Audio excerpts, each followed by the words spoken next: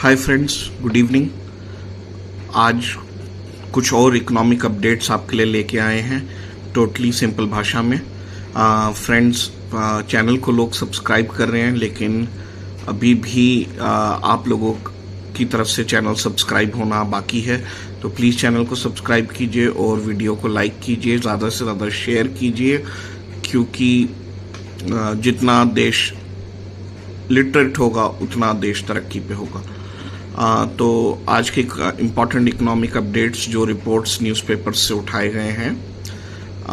Money supply M3 growth during the year broadly remained in sync with its largest component, aggregate deposits, partly in response to higher deposit rates from the cumulative increase in policy repo rate by 250 basis points and gradual withdrawal of surplus liquidity।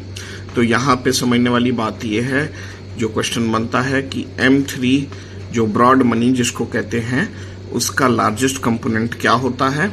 उसका largest component होता है aggregate deposits. Deposits क्यों बढ़े? क्योंकि RBI ने policy rate बढ़ाया, तो उस वजह से बैंकों ने भी डिपॉजिट्स पे, टाइम डिपॉजिट्स पे अच्छा रेट ऑफ इंटरेस्ट ट्रांसफर किया पब्लिक को। Second question, CRR cash reserve ratio, हम पहले की वीडियो में समझ चुके हैं। कैश रिजर्व रेशियो उसको कहते हैं जो मनी एक किसी भी कमर्शियल बैंक को ऑपरेशनल रहने के लिए रिजर्व बैंक के अकाउंट में रखना पड़ता है, उसको कहते हैं कैश रिजर्व रेशियो। ये 4% ऑफ NDTL था, लेकिन NDTL होता है नेट डिमांड टाइम लायबिलिटी, वो हर बैंक की डिफरेंट होती है। तो जो भी एक बैंक की नेट डिमांड टाइम लायबिलिटी निकलती है, उसका 4% उसको RBI के पास रखना होता है कैश फॉर्म में। तो ये बढ़ा के 4.5% कर दिया गया है 21 मई 2022 से। तो बेसिकली इससे क्या हुआ होगा, जो मार्केट का सरप्लस मनी है वो RBI के पास पार्क हो गया, तो इससे इन्फ्लेशन पे कंट्रोल आया होगा। नेक्स्ट क्वेश्चन है, reserve money depicts the stock of monetary liabilities in the central bank's balance sheet। तो रिजर्व मनी क्या डिपिक्ट करता है? अगर क्वेश्चन आए, it depicts the stock of monetary liabilities in the central bank's balance sheet। Reserve money किसको कहते हैं? जैसे CRR हो गया, वो एक तरह का रिजर्व है। तो बैंकों ने ये पैसा RBI के पास पार्क किया है एज अ सिक्योरिटी अमाउंट, तो ये RBI की लायबिलिटी हुई, वो RBI की बैलेंस शीट पे। तो इसलिए reserve money is a monetary liability for reserve bank. Next question, reserve money, जो रिजर्व मनी है उसका जो major reserve money constitutes 68% of RBI's balance sheet size. जो RBI का बैलेंस शीट का साइज है, उसके कंपोनेंट समझने जरूरी हैं। कंपोनेंट्स है reserve money, revaluation accounts and risk buffers. तो रिजर्व मनी उसका सबसे बड़ा कॉन्स्टिट्यूएंट, सबसे बड़ा कंपोनेंट है जो 68% कवर करता है। तो आपको क्वेश्चन ये भी आ सकता है कि रिजर्व बैंक की बैलेंस शीट के कंपोनेंट्स क्या हैं। ये दोस्तों लायबिलिटी साइड के कंपोनेंट्स की बात हो रही है। तो रीवैल्यूएशन अकाउंट्स भी एक कंपोनेंट है, रिस्क बफर भी कंपोनेंट है, और रिजर्व मनी भी है। Next, currency in circulation is the major constituent, almost 78% of the reserve money component liability side। तो करेंसी इन सर्कुलेशन, जिसको करेंसी विद पब्लिक भी कहते हैं, वो मेजर कॉन्स्टिट्यूएंट है रिजर्व मनी कंपोनेंट के लायबिलिटी साइड का 78%। नेक्स्ट क्वेश्चन, एक बहुत ही इंपॉर्टेंट कमेटी बैठी थी, इकोनॉमिक कैपिटल फ्रेमवर्क कमेटी। अक्सर ये क्वेश्चन आता है, 6 क्वेश्चन की हम बात कर रहे हैं, तो उसके चेयरमैन पूछे जा सकते हैं आपसे। उसके चेयरमैन थे doctor Bimal Jalan. Next question, PIDF। PIDF मतलब पेमेंट इंफ्रास्ट्रक्चर डेवलपमेंट फंड। ये RBI ने ये फंड स्टार्ट किया है। इसका कॉर्पस अमाउंट भी आपको बताएंगे, इसका पर्पस भी बताएंगे, सब कुछ। पेमेंट इंफ्रास्ट्रक्चर डेवलपमेंट फंड, क्या इसका पर्पस क्या है?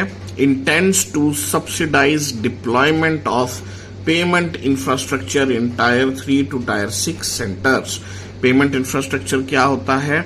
जब आप किसी शॉप पे जाते हैं तो आप ऑनलाइन पेमेंट करते हैं, अगर कार्ड से, तो उसके लिए स्वैप मशीन होनी चाहिए, उस शॉपकीपर के पास, और अगर आप यूपीआई से पे करते हैं तो उसके पास कोड होना चाहिए, क्यूआर कोड होना चाहिए, या फिर यूपीआई पे वो रजिस्टर्ड होना चाहिए। तो इसको कहते हैं पेमेंट इंफ्रास्ट्रक्चर। तो टारगेट क्या है पीआईडीएफ का? Target is creating 30 lakh new touch points, जिसमें 10 लाख फिजिकल टच पॉइंट्स रहेंगे और 20 लाख डिजिटल टच पॉइंट्स रहेंगे एवरी ईयर। इसके चेयरमैन कौन है? जो एडवाइजरी काउंसिल जिसने पीआईडीएफ रिकमेंड किया, उसके चेयरमैन हैं Shri T Ravishankar. Scheme is operational. ये पीआईडीएफ फंड ऑपरेशनल हुआ जनवरी 1, 2021 से 3 साल के लिए, और एक्सटेंडेबल है 2 साल के लिए, यानी कि टोटल 5 साल के लिए ये स्कीम चलेगी। इसमें आरबीआई ₹250 करोड़ का कॉर्पस डालेगा, और जो कार्ड नेटवर्क कंपनीज हैं वो 100 करोड़ रुपीस का कॉर्पस डालेंगी। तो टोटल कॉर्पस पीआईडीएफ का हो गया 350 करोड़, और इसमें जो फिजिकल टच पॉइंट्स बनाएंगे उसके लिए जो सब्सिडी मिल रही है वो है 10,000 रुपए, और जो डिजिटल एक्सेप्टेंस के टच पॉइंट्स बनाएंगे वो उसकी लिए सब्सिडी है 300 रुपए। नेक्स्ट क्वेश्चन पे चलते हैं। Inclination of a country for paper currency. जैसे कि ऑनलाइन करेंसी की तरफ हम मूव कर रहे हैं, लेकिन देखने को आ रहा है कि हमारी जो पब्लिक है उसका पेपर करेंसी की तरफ एक झुकाव है। तो उस झुकाव को कैलकुलेट करना कि किस कंट्री में लोगों का पेपर करेंसी की तरफ ज्यादा झुकाव है, उसका जो फॉर्मूला होता है वो करेंसी अपॉन जीडीपी का जो रेशियो है उससे इंक्लिनेशन का पता लग जाता है। In India demand for physical currency as well as digital currency is rising simultaneously. आमतौर पे देखा जाता है जब डिजिटल करेंसी के लिए इंक्लिनेशन बढ़ता है तो फिजिकल करेंसी कम हो जाती है, लेकिन इंडिया में पैराडॉक्सिकली दोनों चीजों का राइज साइमल्टेनियसली हो रहा है। इसके कॉजेस को अभी गवर्नमेंट और रिजर्व बैंक स्टडी कर रहे हैं।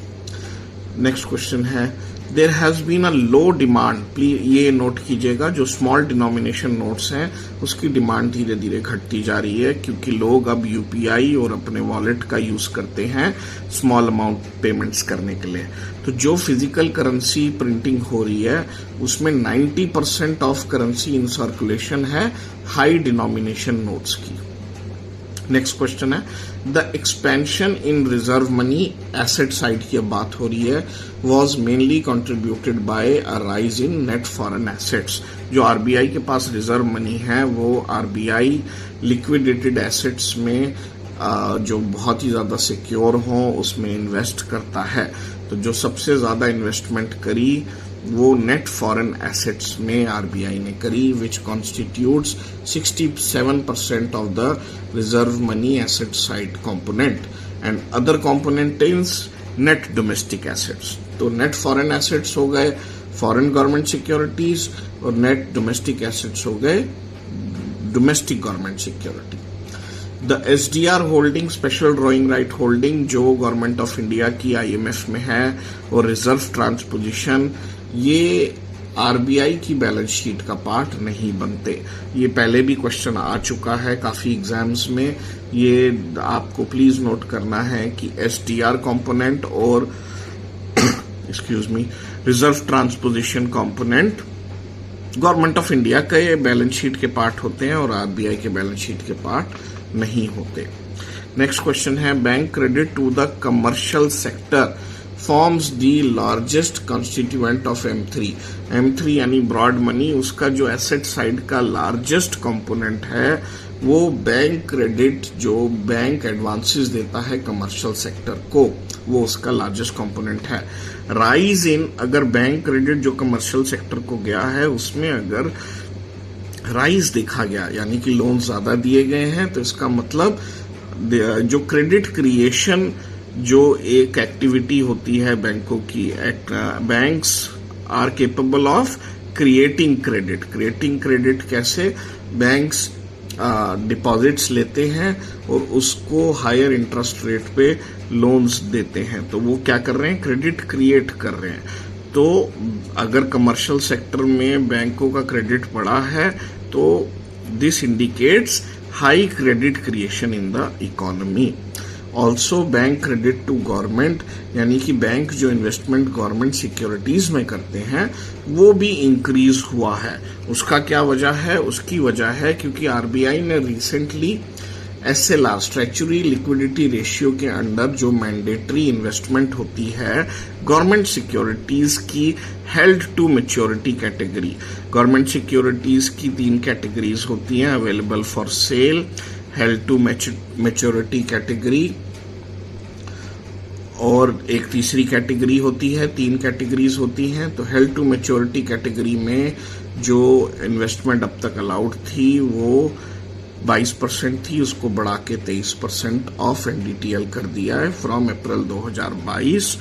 तो the STM limits would be restored from 23% to 19.5% in a phased manner by March 31st, 2025, starting from the quarter ending June 30, 2024.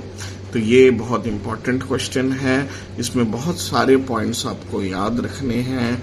जो सबसे जरूरी पॉइंट है कि हेल्ड टू मैच्योरिटी कैटेगरी में अभी जो SLR के अंडर इन्वेस्टमेंट अलाउड है वो 23% है और ये हेल्ड टू मैच्योरिटी में 23% को फेज्ड मैनर में डिक्रीज किया जाएगा। मार्च 31, 2025 तक ये 19.5% सभी बैंकों की हो जानी चाहिए और ये जर्नी बैंक शुरू करेंगे 30 जून 2024 को। और SLR आप सब जानते हैं, पहले की वीडियो में डिस्कस किया जा चुका है, आगे आने वाली वीडियो में इसको फिर डिस्कस करेंगे। नेक्स्ट क्वेश्चन है the rise in policy rates, जो आरबीआई ने मॉनेटरी पॉलिसी के अंडर पॉलिसी रेट बढ़ाया, रेपो रेट बढ़ाया, उस वजह से बैंकों ने जो इन्वेस्टमेंट्स हैं पब्लिक द्वारा, यानी कि जो आप टाइम डिपॉजिट्स पब्लिक यानी FD लेती है तो उसके भी रेट ऑफ इंटरेस्ट बढ़ा दिए हैं। इस वजह से पब्लिक ने टाइम डिपॉजिट्स में बेहतर प्रदर्शन करते हुए बेहतर इन्वेस्टमेंट किया है। 14th क्वेश्चन दोस्तों बहुत इंपॉर्टेंट है, यहाँ पे कुछ नए टर्म्स डिस्कस करेंगे। एक टर्म है वेलोसिटी ऑफ मनी और दूसरा टर्म है मनी मल्टीप्लायर। आपसे अगर पूछा जाए तो ये इंडिकेटर्स होते हैं कि पॉलिसी चेंजेस का इम्पैक्ट इकोनॉमी पे क्या पड़ रहा है। तो आपसे डायरेक्ट क्वेश्चन पूछा जा सकता है कि what are the indicators which reflect the response of economic agents to shocks as also the impact of policy changes। Answer है velocity of money और दूसरा है money multiplier। In India velocity of money, जिसको transaction velocity of money भी कहते हैं, उसको निकालने का फॉर्मूला है nominal GDP divided by broad money. Velocity of money एक आम भाषा में समझेंगे कि कितनी इकोनॉमिक ट्रांजैक्शंस हुई एक कंट्री में एक साल में और 1 यूनिट ऑफ करेंसी कितनी बार यूज किया गया, इसको कहते हैं वेलोसिटी ऑफ मनी। तो in India the transaction velocity of money is nominal GDP divided by broad money was broadly stable, यानी वेलोसिटी ऑफ मनी जो इंडिकेटर है वो स्टेबल रहा, सिर्फ कोविड टाइम में उसमें डिक्लाइन देखा गया और वो रीगेन हुआ। उसी प्रकार मनी मल्टीप्लायर जो कि 5.5 चल रहा था इंडिया का थ्रू आउट ईयर्स, वो 5.2 हुआ। मनी मल्टीप्लायर यानी किस कैपेसिटी से, किस स्पीड से बैंक्स क्रेडिट क्रिएट कर रहे हैं, इसको कहते हैं मनी मल्टीप्लायर। तो ये घट गया, 5.2 हो गया 2023 में। ये आपसे डायरेक्ट क्वेश्चन भी पूछा जा सकता है।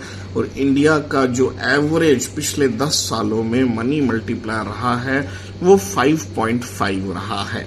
इसके पीछे का रीजन भी आपसे पूछा जा सकता है, ऑप्शंस दिए गए होंगे, आपको ऑप्शन सिलेक्ट करना है कि मनी मल्टीप्लायर इसलिए कम हुआ है क्योंकि उसमें सिर्फ बैंकों द्वारा जो क्रेडिट क्रिएशन हुआ है उसी को एक्नॉलेज कंसीडर किया जा रहा है। लेकिन अभी फिलहाल में NBFCs का रोल बहुत महत्वपूर्ण हो गया है। तो आंसर है on account of rising role of non banks in meeting the credit requirements of the economy.